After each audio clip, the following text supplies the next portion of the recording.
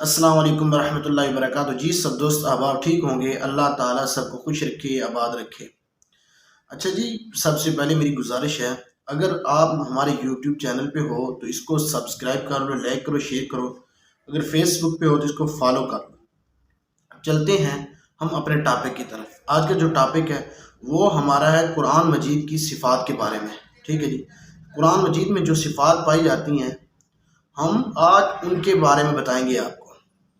اچھا، صفات کے ساتھ قرآن پاک پڑھا جانا ضروری ہے۔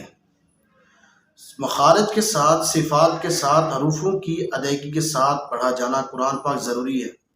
جب صفات ہوں گی، مخارج ہوں گے تو قرآن پاک کا اچھی اور خوبصورت آواز میں قرآن پاک پڑھا جائے گا۔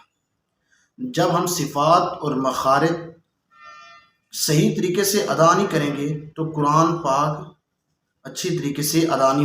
صفات لازمہ کتنی قسمیں ہیں؟ صفات لازمہ کی دو قسمیں ہیں، صفات لازمہ متضادہ اور صفات لازمہ غیر متضادہ۔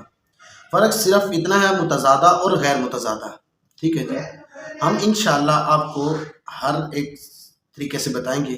انشاءاللہ قرآن پاک کو ہم سب نے اچھے طریقے سے پڑھنا سیکھنا ہے۔ ٹھیک ہے جی، قرآن پاک ہے اللہ تعالیٰ کی کتاب ہے۔ جب ہم اس کو اچھی طرح سے اور خوبصورت انداز سے پڑھیں گے نا، میں کہہ رہا ہوں پکی بات، نماز میں بھی سکون آئے گا، اور ہمیں قرآن پاک کی جب تلاوت کریں گے اس میں بھی ہمیں سکون ملے گا۔ قرآن پاک ہے ہی یہی چیز کہ سکون حاصل کرنے کے لیے۔ جب انسان بے سکون ہو جائے نا، نہ تو ٹی وی دیکھے نہ تو موبائل دیکھے، میں کہہ رہا ہوں قرآن پاک کھول کے بیٹھ جائے، بڑا ہی مزہ آتا ہے، دیکھنے سے بڑا مزہ آتا ہے قرآن پاک کو۔ اللہ تعالیٰ کی کتاب ہی ایسی ہے کوئی۔ ٹھیک ہے جی، اس سے مزہ لینا ہمیں چاہیے۔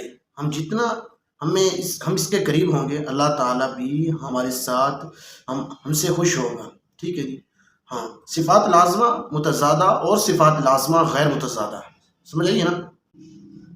اچھا جی، صفات لازمہ متضادہ سے کیا مراد ہے؟ اب جو سوال ہے نا، پہلے ہم نے سوال کیا صفات لازمہ متضادہ اور صفات لازمہ، جواب تھا صفات لازمہ متضادہ اور صفات لازمہ غیر متضادہ۔ اب جو دوسرا سوال ہے وہ یہ ہے کہ صفات لازمہ متضادہ سے کیا مراد ہے؟ صفات لازمہ متضادہ سے مراد ہے یعنی حروف میں پائی جانے والی وہ لازمی کیفیت جو اپنے مطلب میں ایک دوسرے کے مقابل ہو۔ اچھا جی، صفات لازمہ غیر متضادہ کے بارے میں ہم انشاءاللہ آپ کل بتائیں گے۔ السلام علیکم ورحمۃ اللہ۔